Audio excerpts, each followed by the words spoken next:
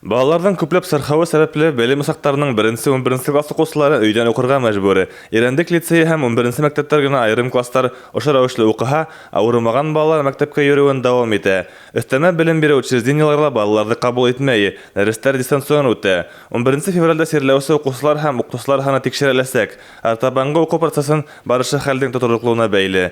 Табиблар седән һаклануның иң ышанычлы усулы ковидка каршы прививка яһату дип белдерә. Быга тиклем 12 яшькә тиклемгеләр вакцинация ярамай тиһәләр дә узган елның яһендә Һаулык һаклау министрлыгы балаларга даруды һалдыру кирәклеген хупланы. У нас работают 3 пункта вакцинации в нашем городе. Это в торговом центре «Аструм».